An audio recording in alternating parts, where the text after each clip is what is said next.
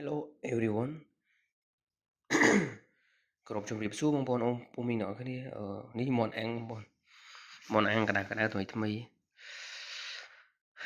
ទឹកអំបិលអាមេរិកខ្ជិលធ្វើអីចានបងបើយើងបុកហើយនេះទៅវា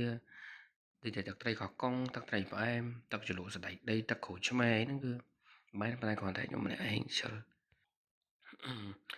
អានេះបងប្អូនដែលចូលចិត្តតិចចាស់ដាក់មកកំប៉ុងឲ្យត្រូវភ្លើងមនអាំងហ្នឹងហើយសាច់អាំងនេះទឹកអំបិលអាមេរិកទឹកអាមេរិកមនអាំងនេះមន3សាសបងប្អូនមិនមែនមនស្រែទេមន3សាសចឹងទៅមន3សាសវារសជាតិបងប្អូនដែលធ្លាប់ហូបដឹងហើយវាហូបទៅវាធម្មតាវាដូចនេះវាមិនថាហូបមិនបានវាឆ្ងាញ់ដែរប៉ុន្តែបើទៅប្រៀបធៀបជាមួយមនស្រែរបស់យើងឲ្យស្ពៃនេះបាទមនស្រែយ៉ាងនេះហូបឲ្យដោយសារតែ clean ចេះហូបនៅកូរ៉េវាមិនមានមនស្រែបងប្អូនអញ្ចឹងយើងមានតែហូបពពួកមននេះនៅកូរ៉េសម្បូរជាងគេគឺអាមនហ្នឹងហ្មងហើយអាមនម្យ៉ាងទៀតគេហៅមនអាជូម៉ែមនស្វិត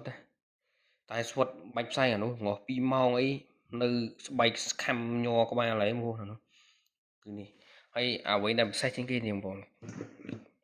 ក្របកលាក់ហើយកលាក់នៅខ្មែរយើងទីច្រើនវាគេនាំពីក្រៅទៅដែរតែកលាក់វាមានពូជរបស់វាបងប្អូនណាពូជរបស់វាមានអាធំមានអាទូចអាទូចនោះទូចជាងវានេះ2គ្រាប់បានស្មើនេះមួយគ្រាប់បានតែមួយហៀងវានេះសឹងថាមិនបានផងហើយធម្មតាដៃមនុស្សប្រុសបងប្អូនដឹងហើយដៃខ្ញុំមិនមែនទូចទេធំតែគ្រាប់កលាក់តែ2គ្រាប់កាន់ឡើងចង់ហៀដៃនេះ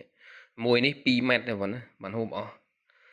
រសជាតិរបស់វាបងប្អូនដែលចូលចិត្តហូបដឹងហើយមិនបាច់ចាំខ្ញុំរៀបរាប់វាឆ្ងាញ់ស្តៀងគ្រាប់ខ្នុរយ៉ាងដែរគ្រាន់តែនេះវារៀងឈ្ងុយជាងហើយបើយកតែអាំងឆ្ងាញ់ជាងស្ងោរបងប្អូនអាំងឆ្ងាញ់ហ្មង100%ខ្ញុំមានធានាថាអាំងឆ្ងាញ់បងប្អូនអាចសាកបាន